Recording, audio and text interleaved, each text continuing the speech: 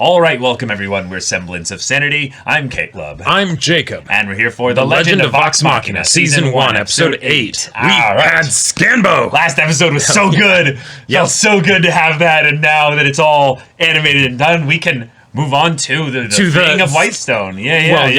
I mean, right. That little thing that happened. And it's no big deal. And it's actually kind of funny because, like, just even like thinking back on what happened in the last episode, my critter brain reminded me of some things. Like, wait a minute. And I can't tell you all spoilers. Basically, but like, for the people that watch the spoilers section, we got some things wrong because it's been a long time since we watched the Briarwood arc. But yes. Well, we're really excited to get into this one because Percy is very close to a lot of people that he desires vengeance for, but also potentially very close to someone that needs his help.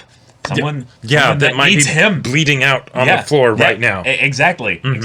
So this situation is very dire. We would love to see some kind of similar highlights, if you will, of the highlight, if you will, of characters that could be in the spotlight. If you know, like really excited. It does feel like this might be when that thing potentially happens. We'll see. We'll see. So y'all, without further ado, let's just lightly step foot in. Let's lightly trick foot into this. Yeah. Yes.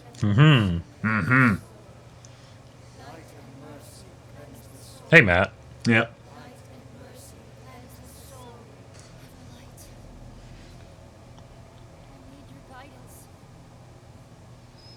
Where are you? It's a cantrip. You can just...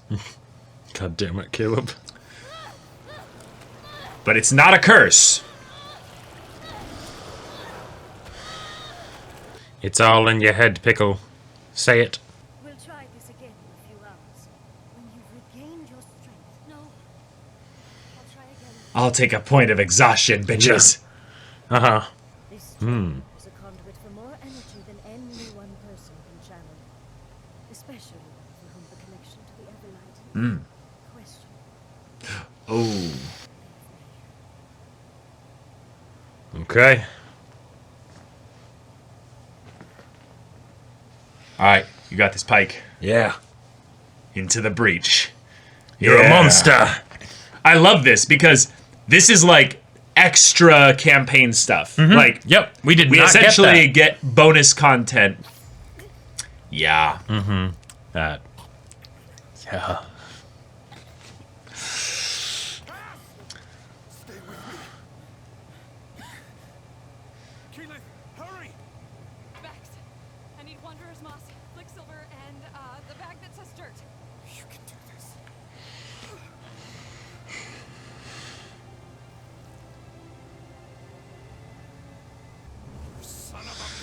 Yeah, here we go. Oh. Yeah. Oh, shit. Oh. Yeah. He's a spellcaster.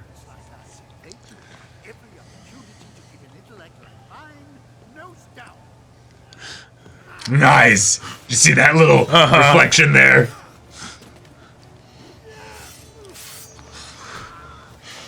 Oh. Here we go. How's your gun gonna handle these? Yeah, Oh, all right. Dagger. Yep.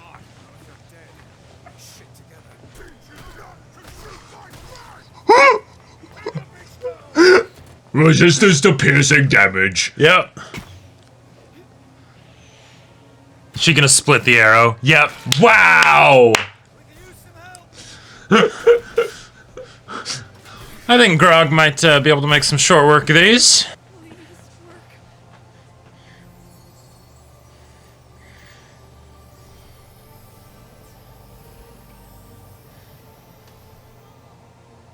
Maximum trauma. Emotional damage. Emotional damage.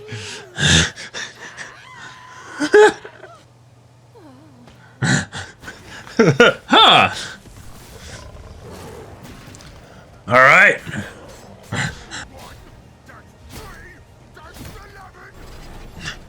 Yes, keep counting, Grog. Yes, you go, buddy.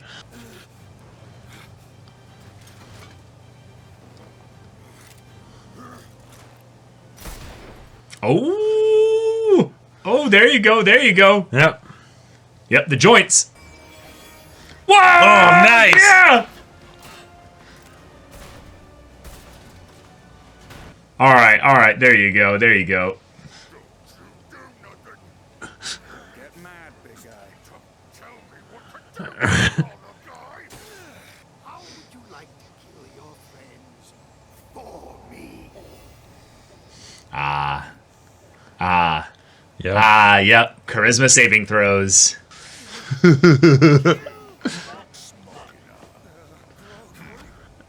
Oh. Yep. Yeah. Barbarians are great Bards. when they're on your side, but Yeah. when they're not. Oh. Wait. Can you hear us? No. Could it be because of Percy? Oh.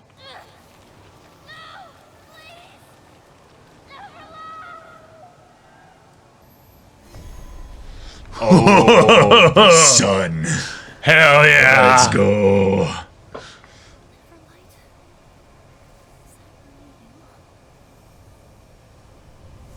Oh, here we go. Shit. Lost. I tried to live up to your standards, to be a steward of your faith, but I failed. Lies will not lead you back. I'm not lying.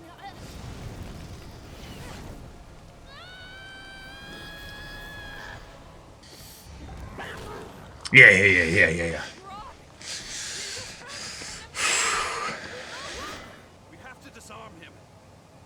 Or go after. I'll go low.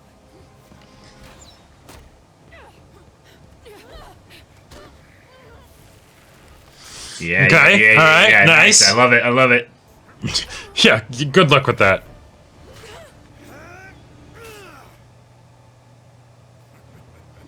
Yeah, no.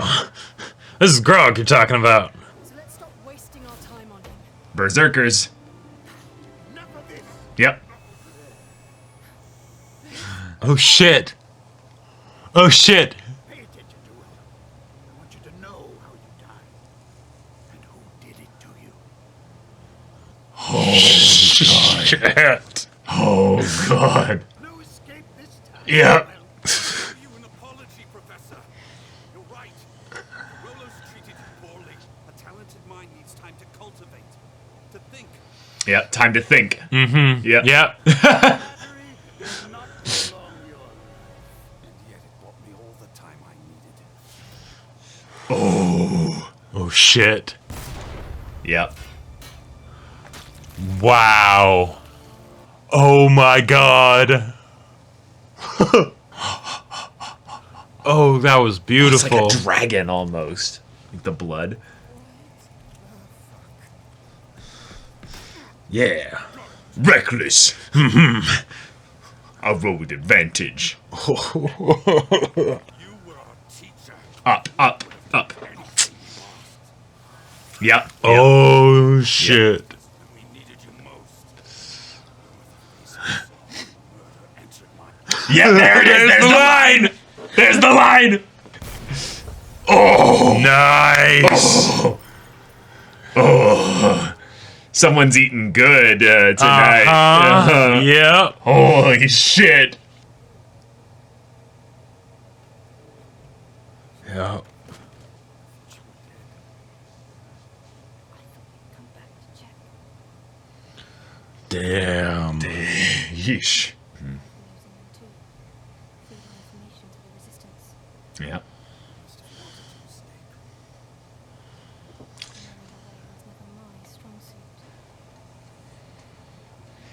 Dang. Okay. Okay, yeah, this is slightly different. Like, I love it. yeah. Oh shit. Just one of them connected dots. It's a star chart, Rob. Why would they have this? We need to signal Archie. Let him know that Cassandra is safe. Yes. Yeah. Wait. Yep. Yep. Skyrite. Oh yeah, maybe. Yep. Cool. All right. That's so cool. Awesome. Nice. Where's my steward? I'm sorry, Lady Briarwood. Did you need me to bring you something? You already have. Yep. Thank you. Yep. Yeah. Oh boy. Little extra implements for. Oh shit. Oh shit. Oh. Oh. All right. Let's go. We've done all we can do for her. She's too far gone. If Pike is to return to this plane, she'll have to find her own way back. The flames will burn away your falsehoods and reveal the truth. Yeah. I'm not lying to you, I swear. Not to me, little one. To yourself. Mm-hmm. Nice. Yourself. Cool. Let's go, Pike. I was drawn to depravity and violence. When I'm with my friends, we mix it up and we drink, we fight and curse, and I love it Why do you think it's wrong? because I put them before you. I mean, they're why you cut off my connection to your light. Nope. You didn't sever it. I did. Now you speak truth. Okay. Your friends share your passion. Oh, is that gonna be the form? Maybe. We walk down a path. Any path can be Nice. so long as one walks it with truth. Ooh. Okay. Ooh. Who are you? Awesome.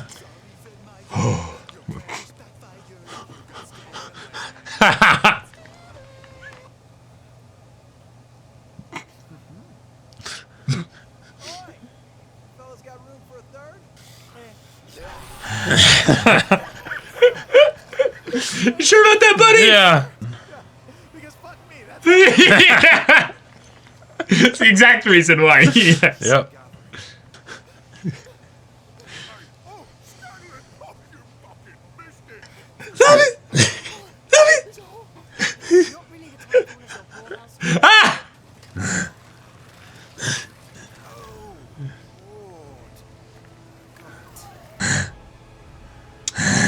Damn. All right. All right. That's how you end an episode. Yep. Yep. There it is. Okay. There it is. Love it. All right. Okay. Cool. Okay. Well. We've got ourselves another a murder mark off of Percy's gun. Yeah, one more And- barrel gone. Yeah, one more barrel gone, and I'm surprised by the amount of time they went through with the fight before he ended up just realizing, wait, I could just shoot the guy, you know? Yeah. But you know, yeah. But it was yeah. it was exciting and I loved the the action and the way the characters getting injured throughout it and stuff. It was great.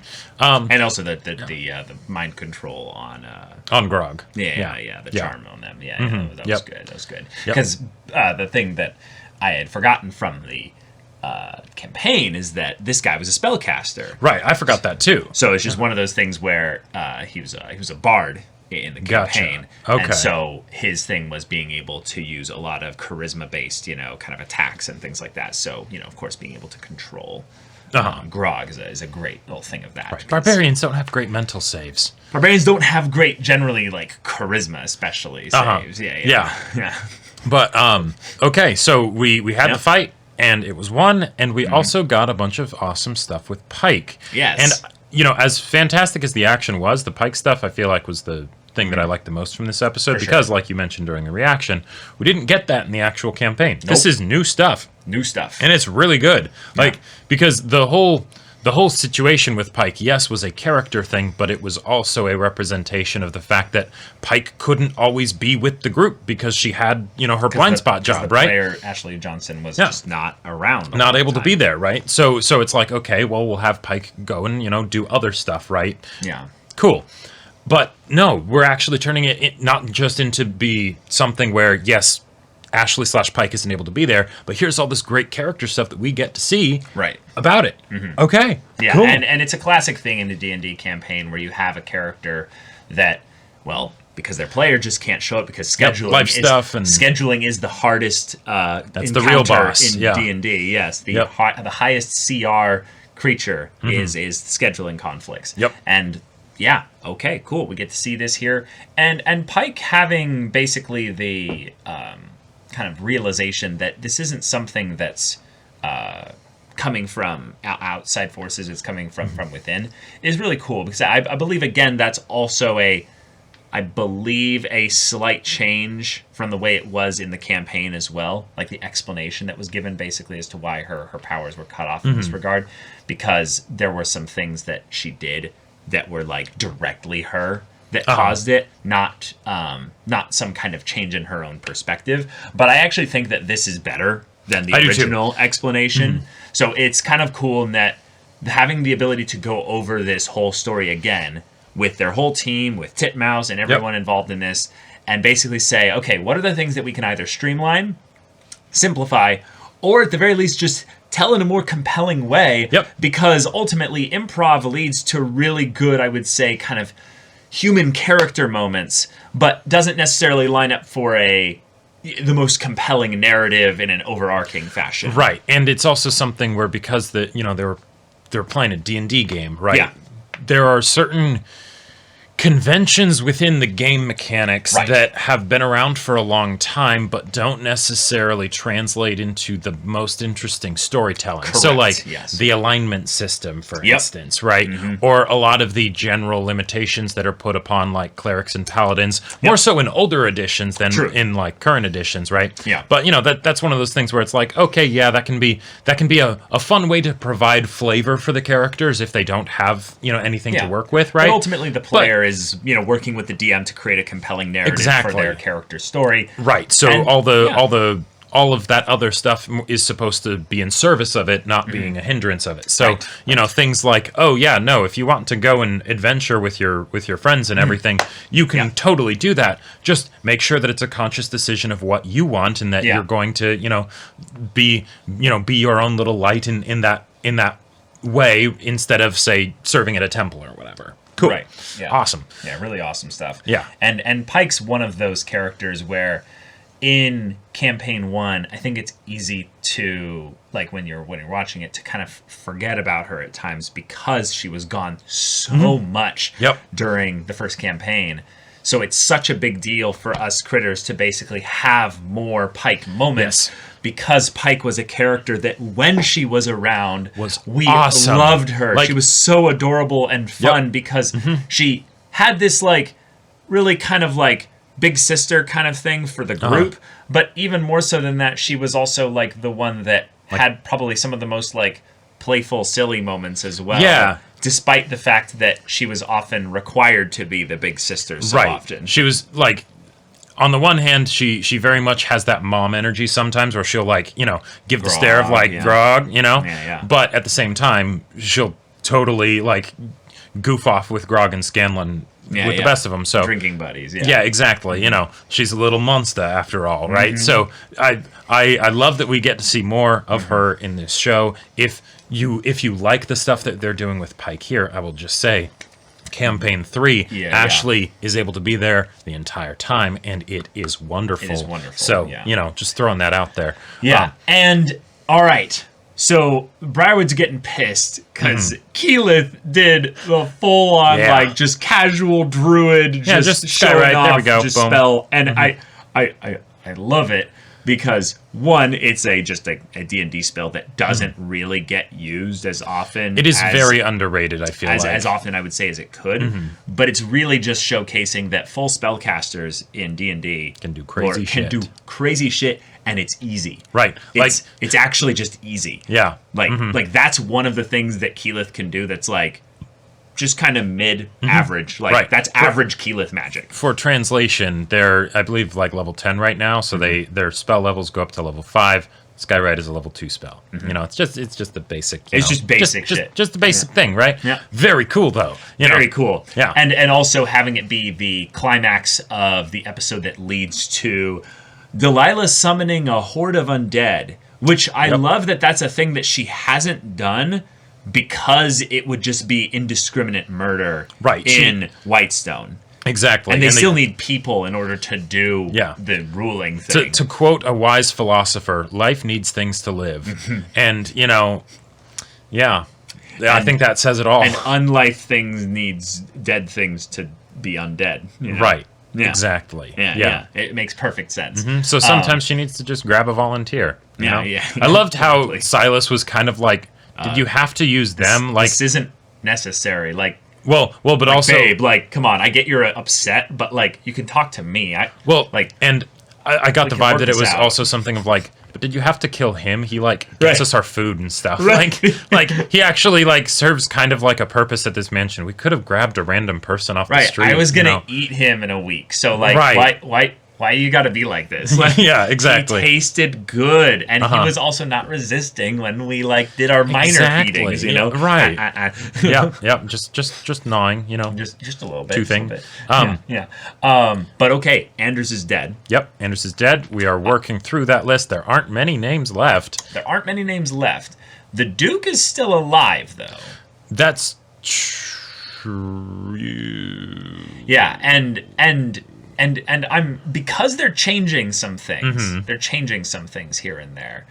I am very eager to talk spoilers here, because now I'm like, wait a minute, what other things could they be changing? Right, because there's one particular thing that we're like, okay, we're still waiting for that. We're still waiting for it, but it seemed like they were changing it in a way that was predictable, but at the same time, given how they've been changing stuff so far, maybe not. Yeah, but Cassandra's back. Yep. We're getting some really cool character focus on Percy, just being like, hey, yeah, she might blame you a little bit for the fact that you didn't go back to check on her. Right. As, like, while, yes, you know, you do have the classic thing of, like, when there's a summoned or mind-controlled encounter, why don't you just attack the person doing the thing, you know? Right. And yes, that could have been done sooner to end the conflict, whatever. I loved everything, like, absolutely loved everything from the execution up through him then seeing Cassandra and being like, oh, shit, and, like, taking off the mask and everything. That was great stuff. Yeah, that was really good. Yeah.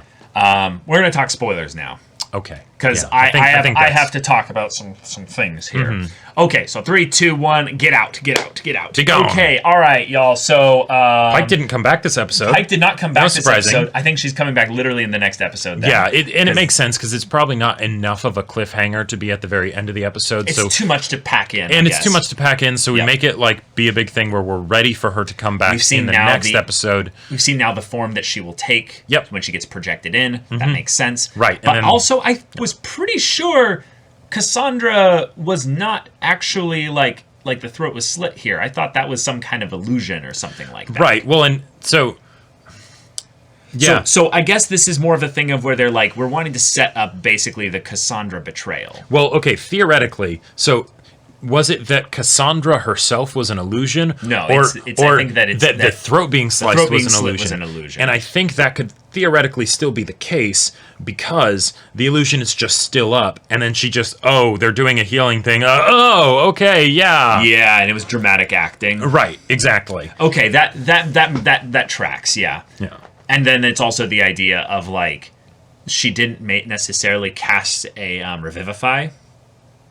Oh yeah, I think that I feel like was a very clever way to basically say, hey, because they got there right then, flavoring the revivify as they're not quite dead yet. Let's see if we can stop it. Right, and it's some clutch magic. She's failing death saving throws. Right, exactly. That way, it doesn't cross the threshold of can the characters bring people back to life, because then any kind of mechanics or limitations are very hard to communicate in a TV show. But this is cool because that means then that I would say that Cassandra's switch because of the influence of the Briarwoods, is probably not going to happen next episode, which means we're going to get this feeling of like safety with Cassandra. Right. So when she then does her thing, I will very much like that. it's probably going to be in like episode 10 or something like that. And we still don't have Ripley. We don't have Ripley, Which, but I will say, Mm-hmm. I'm getting the vibes that we're getting closer and closer to some serious Orthax stuff with Percy, because the form is getting stronger. It is, seems. and as far as a way to be like, hey, this, like, even though it, like, oh, the bullet ricocheting and stuff, really cool, but like, why didn't they shoot Anders earlier? The idea that it was an Orthax thing did make it feel a bit more satisfying, right? Because it's like, oh no, this is some demon power trick shot stuff. You know, you wouldn't have been able to do it otherwise. Devil's luck, basically. Right? Exactly. Yeah. I'm so excited for like just more of that, because one of the things that's really fun about D&D, and I just love this, how it's done in Critical Role, is that there's very much this vibe of characters in this story that don't have any understanding of the powers that they're dealing with, because most of the people in the actual crew aren't casters by nature. Right. And then the one of them that is a caster literally by nature doesn't interact with an entity to gain their powers. And same with Scanlan as well. Right. Doesn't interact with an entity, but also something where Keyleth specifically is very like, doesn't have a lot of confidence with regards to her abilities. Sure. So she kind of also doesn't really understand it. Well, right, but at then, the very least, not the limitations. Right, you know? but then the ones that actually did dabble a little bit into the magical side of things, eventually, but also one specifically is Percy, and then Vax, is that they both have basically dark entities that give them, boons and what have you. And Vax's shouldn't be fully realized yet. Yeah, I don't think, because his is with the Raven Queen and all that. Right, and that's not going to come in until a bit later. But yeah, the Percy stuff with Orthax and the fact that these souls are going to him, and he said the line, like he said the line. That was like, and man, when murder Taliesin first entered my heart, you delivered. Oh my God! I mean, Taliesin is just getting all the best lines. Oh yeah, it's just he's having a heyday. Right. But like, oh man, oh my God, that was awesome. That was so really good. Cool. The setup for 5 days. I forget how much progress actually the Briarwoods make with regards to their ritual, but I don't believe they do much at all, because things happened like just before everything goes down. Well, I think because since I think it's that the ritual is completed, but it's just that they don't realize that it's completed, because it's just like the little spinning bead thing that ends up like feeding Vecna, and then so it just sort of stays there and continues to do its thing. But yeah, I'm very curious to see how Delilah will showcase some of her more powerful magics that are not just like summoning hordes of undead, like more directly powerful stuff, because she has some really serious stuff that she has not used yet. Right. That, I mean, y'all that have watched the campaign, you know what we're talking about. But like prismatic wall and things like that. And, Finger of Death. Yeah, right. Like things that can get very interesting with how they're displayed in a visual medium, because that's separate from D&D because you and can't game and all that stuff. You can't show your DM grabbing a handful of dice and being like, "Oh shit, this is a bad spell." You have to show the way it affects her, the way the spell like drains her in some way. But sure, I also really like that. For those of you that are we're in the spoiler territory here. The fact that the Briarwoods survive but don't. This is going to be a cool way to slowly build up this little bit of desperation in the Briarwoods, and that they're like, fuck, this is really going badly. Right. And they really, really do love each other. So they'll do whatever it takes. But I'm excited to see how other people kind of respond to the idea that they're going to try and get us to, at the very least, kind of, well, Matt, did, but try and get us to be like, oh, yeah. Yeah. They're trying to set up the ultimate, kind of power couple live forever and just kind of keep going with this, but no, we came to wreck your party. It's all it's all ogre now. Things got personal, and then all of a sudden, whoops. Yeah.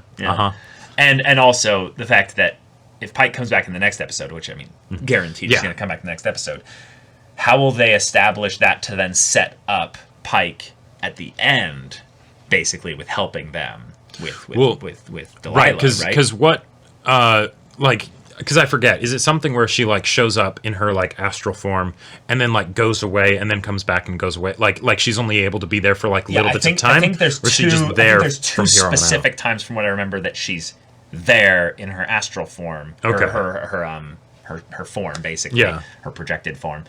But then there's another time where she eventually then makes her way all the way there. And that's why they're setting up, I think, the 5 days, is that's enough time for Pike to basically then travel gotcha. physically. Sure. It's a big deal when then Pike like actually shows up. Gotcha. As far as I remember. Yeah, I don't remember too many details. I need to rewatch some of the final episodes of that arc. 'Cause it's really good. The Whitestone arc or the Briarwoods arc, just all that in general is really good because of how fast paced it is. Really, Yeah. Like you go back and you watch the Chroma Conclave arc, and there's a lot of like D&D just kind of slower stuff because they can just travel places. They're just so they have to get to powerful the at that place point. and deal with all the stuff so that at And the then end of going each through, like, mini arc they then individual fight a dragon. dragons and stuff. Exactly. Right, Yep. right. But yeah. I'm just so excited for Percy now. Just like this is such good stuff. And I'm just waiting with bated breath for Ripley. Like, because I feel like since the zombie army was made, right? And like they sort of officially declared war against the Briarwoods, right? Mm-hmm. Then the Resistance will be able to act a lot more openly because it's like, okay, now it's just like armies fighting armies, what are we going to do? And then that could be a situation where Bryn, aka Ripley, because probably Ripley, to be in the limelight and make her move. Yeah. Yeah. But that other shoe's going to drop at some point with Cassandra. Mm-hmm. And that could be a great episode 9 cliffhanger since they did them 3 episodes at a time with the release. Yeah, and I'll tell you, like, if they show a scene with Bryn and Cassandra together, that's probably when it's going to happen. Oh, yeah. Yeah. So, all right. But y'all, thank you so much for watching this episode's reaction and discussion. If you want to see the next episode's reaction and discussion right now, though, go check out the link in the description below for our Patreon. You can get an early access there. You can watch full-length timer reactions there, and all this comes with Discord access. So you can chat with us in the community there about this show, about anime in general, and also be sure to check out our Twitch channel. We stream every weekday. The info's in the description. Yeah, so if ain't that interests you, we'll see you there. But until then, we're Semblance of Sanity. I'm Caleb. I'm Jacob. And we'll see you all next time.